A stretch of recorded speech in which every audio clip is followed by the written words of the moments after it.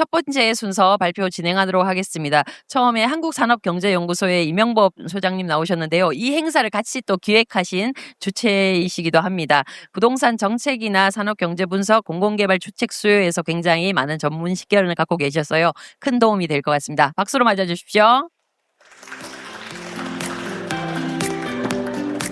안녕하세요. 이명범입니다.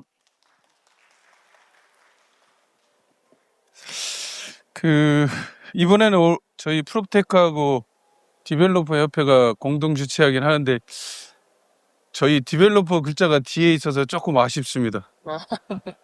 가을에는 저희랑 앞자리에 서서 한 번 더 저희 교육위에서 준비하도록 하겠습니다.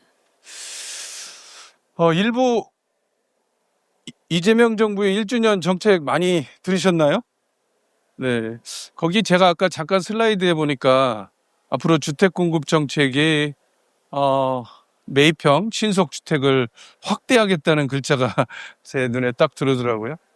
사실 우리 프롭텍하고 만나서 무슨 주제를 할까 고민하다가 그나마 시장에서 작동되는 거는 이 상품밖에 없는 것 같아서 이거를 조금 한번 변화를 줘보면 어떨까, 그런 의미에서 오늘 발표 준비를 좀 하게 됐습니다.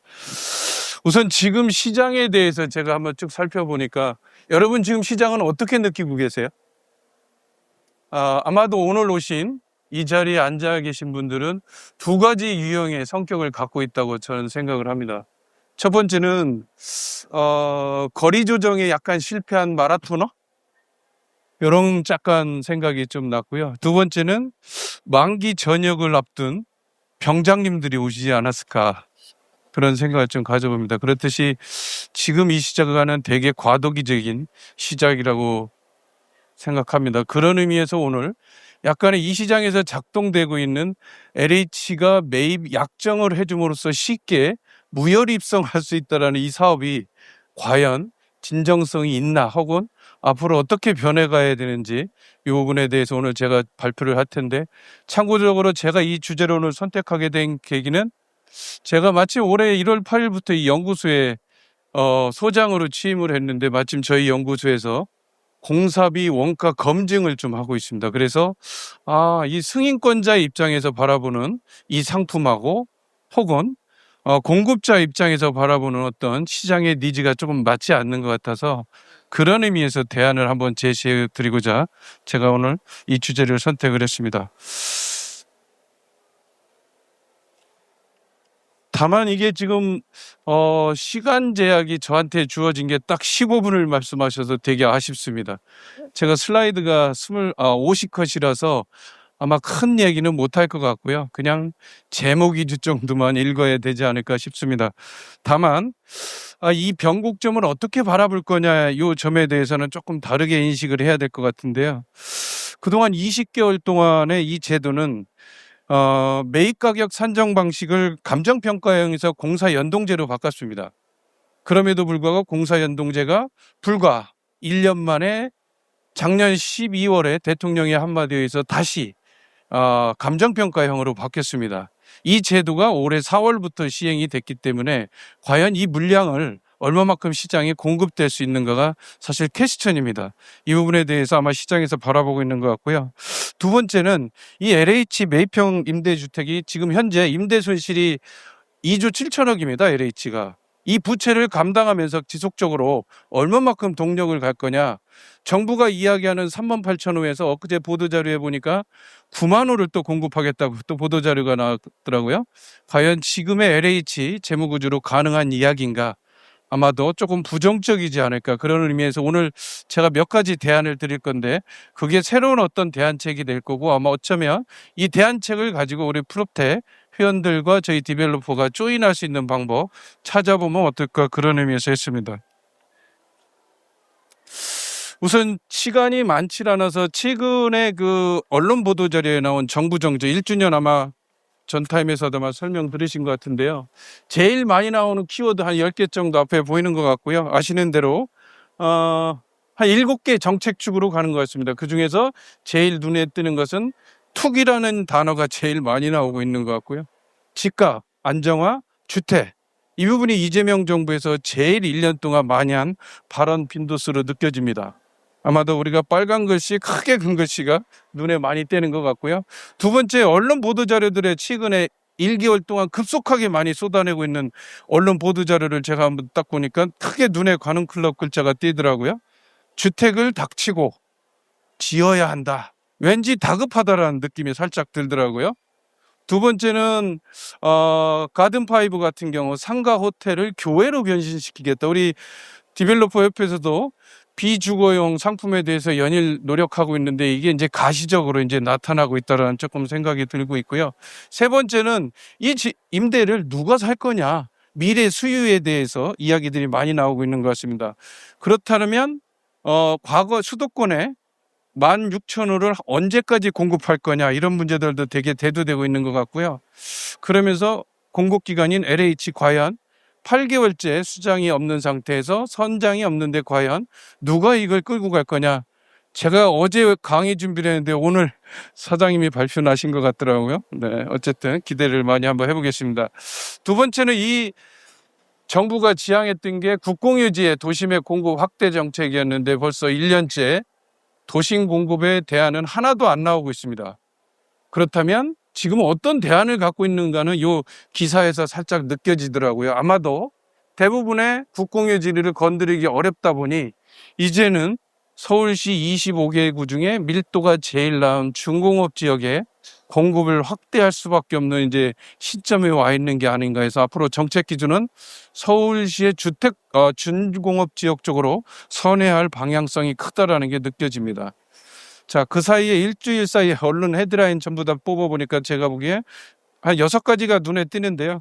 일단은 전면 수정을 할 수밖에 없다라는 게 제일 눈에 띕니다. 어쨌든 용도 전환이 이 시대의 화두가 될 수밖에 없겠다라는 메시지가 느껴지고요.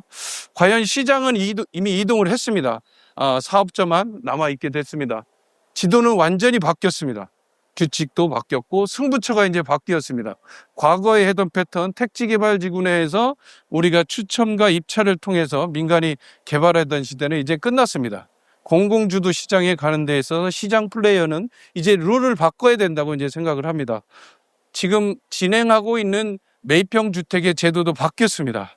그걸 한탄할 수만은 없습니다. 우리는 거기에 맞춰서 새로운 게임의 설계를 이제 해야 할다라고 느껴집니다. 그래서 이 관련법은 한 22개의 법률이 있는데요. 주제는 한 11개가 있는 것 같고요. 이 주체에 지금 이끌고 있는 건 주택정책의 컨트롤 타워 역할을 지금 국토교통부 주택토지실에서 지금 하고 있죠.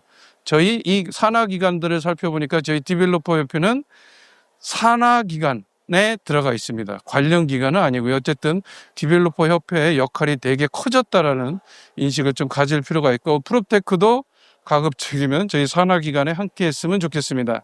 어쨌든 그동안의 대한민국의 임대주택 정책은 짓는 시대였습니다. 그러나 이제는 생활권의 라이프 스타일을 변해가는 구조로 이제 누리는 시대로 이제 바뀔 수밖에 없다. 환경은 바뀌어졌다고 생각합니다. 자, 그럼 공공 매입형 주택이라는 게 뭐냐? 주택의 유형의 이제 카테고리 속에서 분양주택과 임대주택이 있겠죠. 임대주택 중에서 건설형이 있고 매입형이 있다. 그래서 요 매입형 주택의 사다리를 우리가 타고 들어오게 되는데요.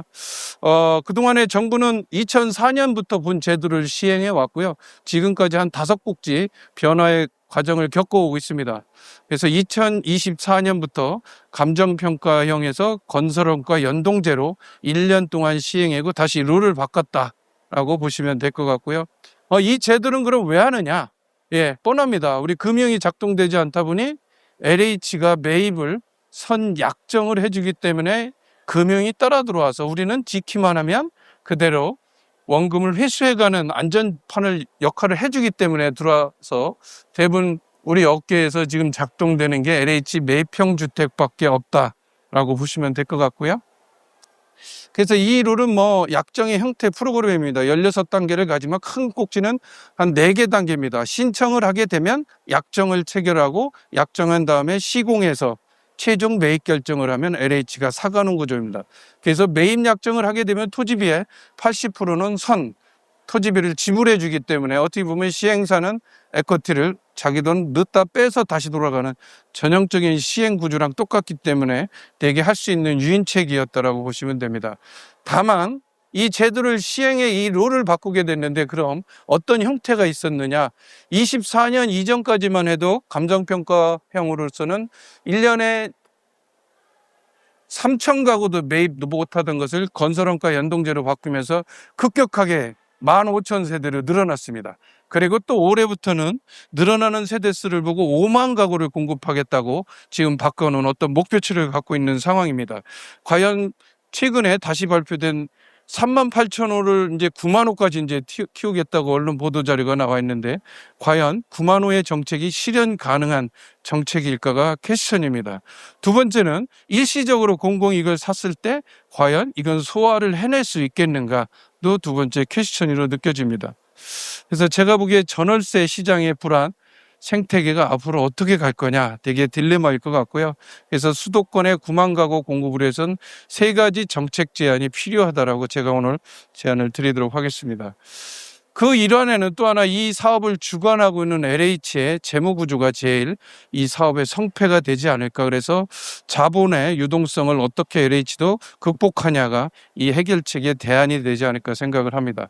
자, 그동안에 20개월 동안에 두 번의 방식이 바뀌었는데요. 지속적으로 또 바뀔 수 있다고 불안한 감을 갖고 있습니다. 그래서 최근에 매입 신청자가 민간들이 약간 여기서 빠지고 있는 상황입니다. 왜냐하면 또 바뀔 수 있다라고 생각을 하기 때문에 그렇습니다. 두 번째는 예측 가능성이 없기 때문에 그렇습니다. 그래서 전형적으로 빠져나가는 구조가 되고 있는 것 같고요. 어쨌든 지금까지는 감정평가형에서 건설원가 연동으로 바뀌었다. 다시 감정평가로 갔다. 왜 자꾸 좌우를 옮길 수밖에 없겠는가? 그 원인을 보면 누구나 다 판단할 수 있을 거로 보여집니다. 바꿔 이야기하면 감정평가형으로 공급이 안 됐던 걸 공급을 채우기 위해서 건설원가 연동제로 했는데 대통령의 한마디에서 다시 감정평가로 가면서 9만 원으로 양은 늘리겠다? 약간 어불성설처럼 들립니다. 그래서 아마도 그 결과는 올해 한 6개월간 시행해보면 어떤 판단을 해야 될지 아마 나타나서 하반기에는 이 제도에 근본적으로 재검토를 해야 되지 않을까 그런 생각이 듭니다. 그러니까 최근에 급성장한 양의 우상향으로 올라가게 한 그래프의 전제 조건은 건설원가 연동을 통해서 투입된 공사비. 이 제도는 그럼 왜 했는가? 임대주택은 서민만 사는 것이 아니고 양질의 임대주택을 공급하겠다는 취지에서 적정한 공사비는 인정을 해준다고 해서 시행을 했는데 최근에는 다시 고가 매입에 LH가 놀아났다는 한마디에 의해서 다시 건설원가 연동제가 감정평가 방식으로 바뀌었다는 겁니다. 그러면 가격은 뻔합니다. 스펙을 떨어뜨릴 수밖에 없을 겁니다. 근데 스펙은 정해져 있습니다. 원가는 올라가는 구조인데 가격은 다시 내려온다면 수급은 맞추기가 어려울 거는 누구나 예측 가능하다고 판단을 합니다. 따라서 최근에 한 4가지 시사점을 보면 대규모 검증에 이제 발주들이 지금에 많이 일어나고 있거든요. 목표가 생겼기 때문에 실행은 합니다. 실행은 하지만 목표 도달은 어려워지고 있는 게 최근의 현상이라고 보여집니다. 그동안에 이 매입형 주택은 제가 현장에서 보니까 한 309건 지금 실행됐고요. 밖에서 뭐 신청자는 한 2만 명 됩니다.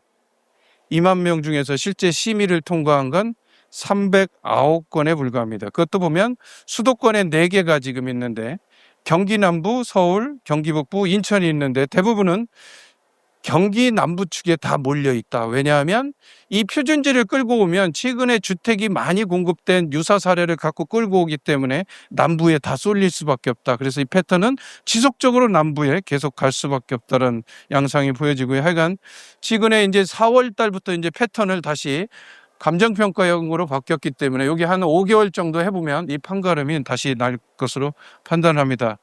하여간 공공돈 11조 손해보고 있고요. 하여간 1분밖에 제가 시간이 안 남아서 하는데 하여간 제가 크게 보면 시장의 교환 가치 여러 가지 봅니다. 하여간 LH 재무구조가 제일 걱정되는 상황이고요. 따라서 저희는 감정평가형은 특화형으로 이제 패턴을 바꿔가야 된다. 올해부터 새롭게 시작한 특화형입니다.